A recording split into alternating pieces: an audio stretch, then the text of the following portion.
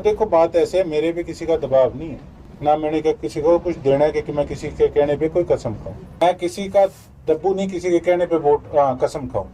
ठीक है, मुझे बुलाया, मुख्यमंत्री जी ने भी वोट मांगा, खट्टर साहब ने भी मांगा, मेरे घर मुख्यमंत्री जी आए थे। फिर कहता हूँ एज ए पर्सन बहुत बढ़िया आदमी, हजारों करोड़ वाले से हम टक्कर लेते हैं। हम क्या एक राज्यसभा की वोट के लिए इस प्रकार से सोच रखेंगे? अगर आप कहते हो तो ये जल मेरे हाथ में है कि मैंने ईमानदारी से मैंने अपना वोट पोल किया। तो सरकार की मंशा ही ना हो सरसा के काम करने की। लोगों को ये दिखा कि सीएम साहब मेरे घर आए, इनको भी सेका लगे, इनको भी पता लगे कि पीठ में छुरा मारने का जो उन्होंने काम किया उसका किस प्रकार से इनको दंड भुगतना पड़ेगा। कि सबका साथ सबका विकास अगर ये नारा है तो उस पर खरा उतरने का समय है। और इनको तो बहुत साल हो गए, 11-12 साल हो गए।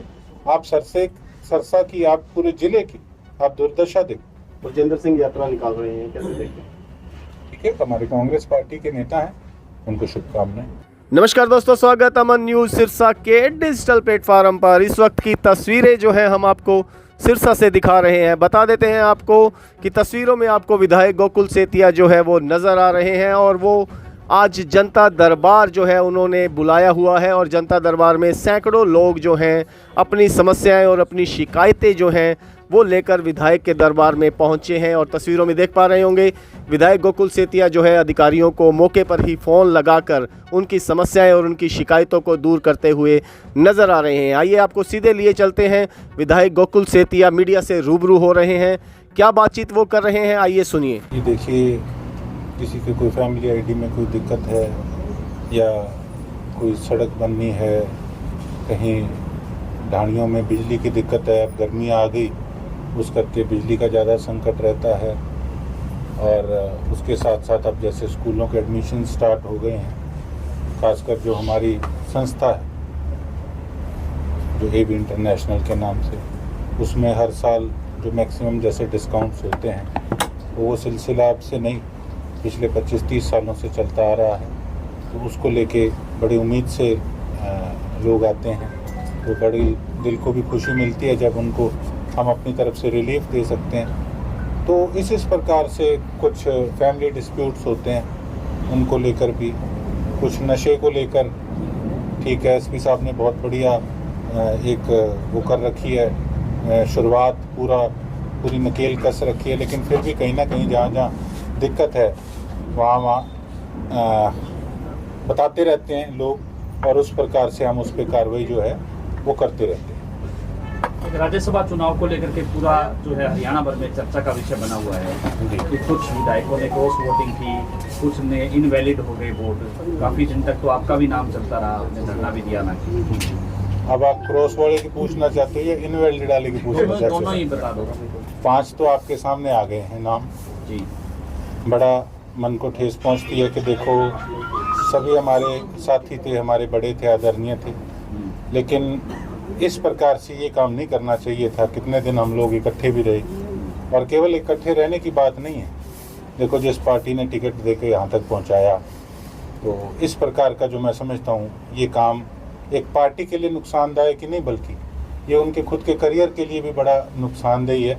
इसकी कड़ी रूप से जो है वो मैं निंदा करता हूँ। और बात रहेगी जहाँ तक 4 कैंसिल वोटों की, मैं एक आप मीडिया के माध्यम से ज़रूर ये चीज़ कहना चाहूँगा, मेरी पार्टी को एक सलाह और मशवरा है कि देखो, अगर आज हम उन 4 वोटों पे क्लियरिटी जो है वो अगर नहीं पेश करेंगे तो आप आने वाले समय के अंदर देखना, बेशक 2028 में अगला राज्यसभा का चुनाव आएगा, उसमें आप देखना कि किस प्रकार से कई लोगों के हौसले और ज़्यादा बुलंद होंगे कि वोट अपना कैंसिल किस प्रकार से कराना। और बड़ी दुर्भाग्य की बात है कि उसके अंदर सिरसा के विधायक का जो नाम है कई लोगों की तरफ से वायरल किया जा रहा है, जिसके लिए स्पष्ट रूप से मैंने हमारे कांग्रेस ऑफिस 9 सेक्टर चंडीगढ़ के आगे धरना भी दिया था।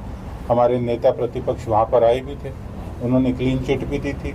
और देखो बात ऐसे है, मेरे भी किसी का दबाव नहीं है, ना मैंने किसी को कुछ देना है कि मैं किसी के कहने पे कोई कसम खाऊं। लेकिन बात ये है, अगर आप कहते हो तो ये जल मेरे हाथ में है कि मैंने ईमानदारी से मैंने अपना वोट पोल किया, एक भी उसके अंदर गलती नहीं थी।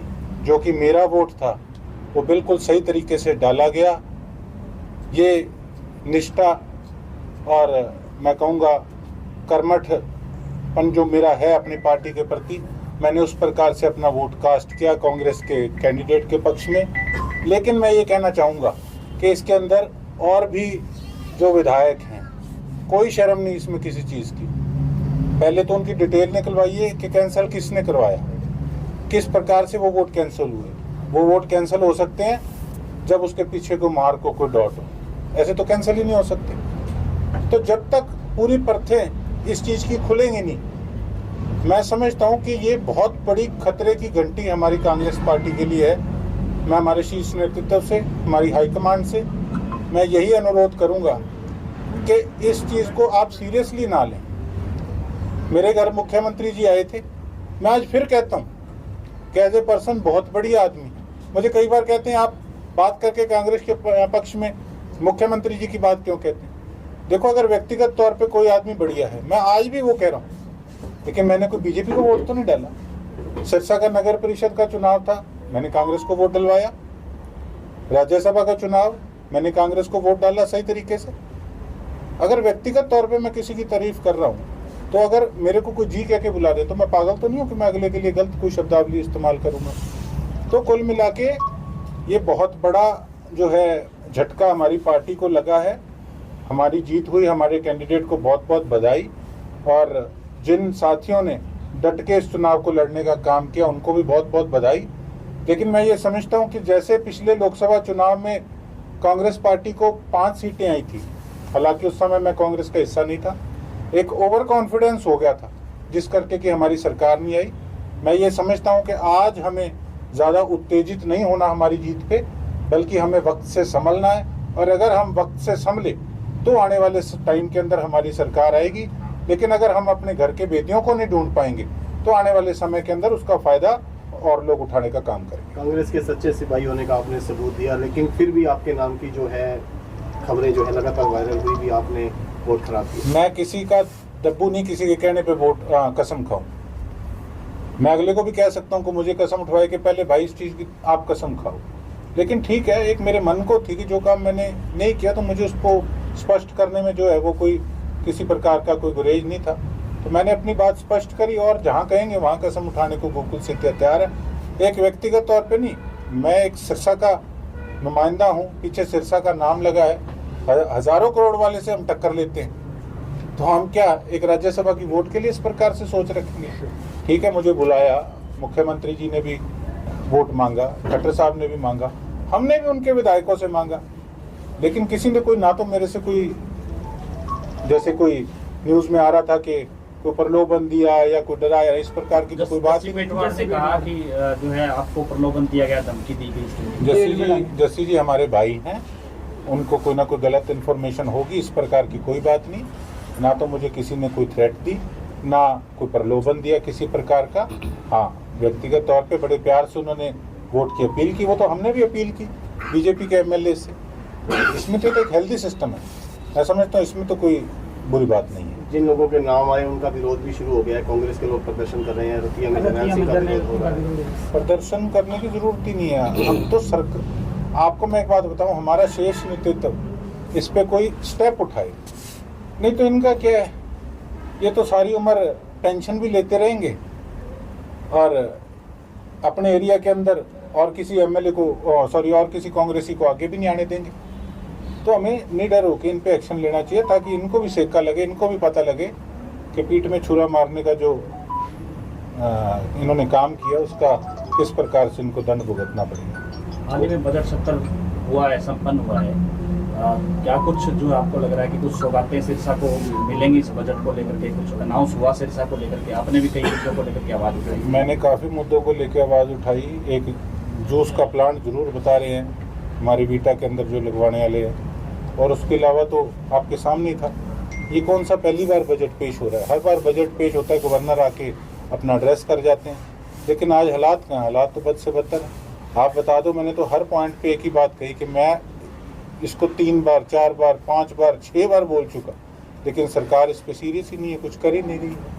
हर बार इस बात को उठाते हैं। अब बताइए इससे ऊपर अब और क्या करें, जब सरकार की मंशा ही ना हो सरसा के काम करने की।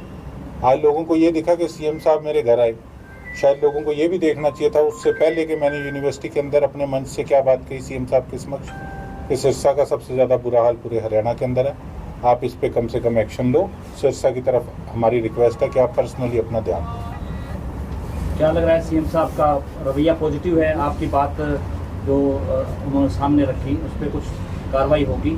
देखो, बात मेरे प्रति पॉजिटिव होने की नहीं है जी, बात आज उनके नारे की है कि सबका साथ सबका विकास। अगर कोई भी पार्टी ये सोचे कि सिरसा से उनको सीट नहीं आई तो ऐसा नहीं होता। देखो, ऐसे तो हरियाणा के अंदर भी बीजेपी नहीं आई थी। अगर ये नारा है तो उस पर खरा उतरने का समय है और उनको तो बहुत साल हो गए, 11-12 साल हो गए। आप सरसा की, आप पूरे जिले की आप दुर्दशा देखो कि अगर आप सबको साथ लेके चलते हैं तो हमारे सिरसा का भी बराबर विकास और एरिया के तुलना में होना चाहिए। बलजिंदर सिंह यात्रा निकाल रहे हैं, कैसे देखते हैं? ठीक है, हमारे कांग्रेस पार्टी के नेता हैं, उनको शुभकामनाएं। आप शामिल होंगे उनकी यात्रा में? देखते हैं अभी उनका क्या शेड्यूल है, मेरी अभी कोई इस बारे में चर्चा नहीं है। आप सरसा का जो है सरसा में यात्रा निकाल रहे हैं, सरसा जानते हैं? आज से नहीं, मेरे को तो आज रात को एक्चुअली मैंने परसों ही अपना डाला था जनता दरबार का, तो मैं तो आज सुबह से अपने जनता दरबार के अंदर लोगों के काम में बाकायदा लाइव था। मैं तो सुबह से अपने उस काम में लगा था। सिरसा के जो हालात हो रहे, खुद एनडीए के नेता भ्रष्टाचार को रोकने के बजाय सपोर्ट में दिखाई देते हैं और कह देते हैं कि हम तो विधायक हैं, मालिक है वार्ड के। देखो, ऐसा है, ऐसी इमेच्योर स्टेटमेंट से उन लोगों को बचना चाहिए। बाकी कोई भी इस प्रकार की स्टेटमेंट दें तो मैं समझता हूँ ये गलत है, एक इमेच्योरिटी साबित होती है। तो मैच्योरिटी से स्टेटमेंट देनी चाहिए, बेशक वो किसी भी अहदे पे कोई हो जो लोगों ने चुना हो। जी, राज्यसभा चुनाव में इनेलो ने किसी को वोट नहीं दिया और एन समय पर 3 बजे प्रेस कॉन्फ्रेंस करके किसी पार्टी को नहीं डाले वोट, उसके लिए क्या कहेंगे? वो उनकी सोच, उनको आप पूछिए। कह रहे हैं कांग्रेसियों को बधाई देनी चाहिए इनेलो के अभय सिंह चौटाला को कि उनके कारण आज कांग्रेस विधानसभा जीती है। नहीं हुड्डा ने मेरे को नहीं पता उन्होंने क्या बयान दिया क्या नहीं दिया। उनकी पार्टी ने अपने हिसाब से निर्णय लिया, हमने अपने हिसाब से हमारे एमएलए का स्टैंड रहा और हम अपने प्रत्याशी को जिताने में कामयाब हुए। वहीं अभय चौटाला ने भी बयान किया है कि जो हुड्डा साहब हैं वो नाम छुपा रहे हैं कि किनके द्वारा ये क्रॉस वोटिंग की गई है, क्योंकि उनको सारी वोटिंग्स पता था किसके खिलाफ की जा रही है। नहीं, ऐसा नहीं है। कई बार देखो जो कैंसिल वोट हुए हैं, अब पीछे से हो सकता है कुछ देखने में रह गए हों। देखो, मैं तो नया हूँ, मुझे इस चुनाव का पता नहीं कि 4 कैंसिल जो वोट है वो डिस्क्लोज हो सकते हैं नहीं हो सकते। जो कि हमारी पार्टी के नेता कह रहे हैं कि वो डिस्क्लोज नहीं हो सकते, लेकिन मेरे को ये लगता है कि इसके पीछे और भी रास्ते हो सकते हैं कि हम हाई कोर्ट में भी लगा सकते हैं, माननीय हाई कोर्ट में भी, कि किस प्रकार से वो जो नाम है वो आगे आए। और ये तो नाम कब तक छुपे रहेंगे, क्योंकि जो IAS ऑफिसर वो भी हमारे विधानसभा के, तो वो आज नहीं तो कल तो वो चीज़ें सारी जो हैं वो सामने आ ही जाएंगी। इस खबर के बारे में आपकी क्या राय है? आप अपनी राय कमेंट सेक्शन में रखिएगा और जानकारी को ज़्यादा से ज़्यादा शेयर जरूर कीजिएगा ताकि तमाम जानकारी जो है वो सब दोस्तों तक पहुँचे। बहुत बहुत धन्यवाद।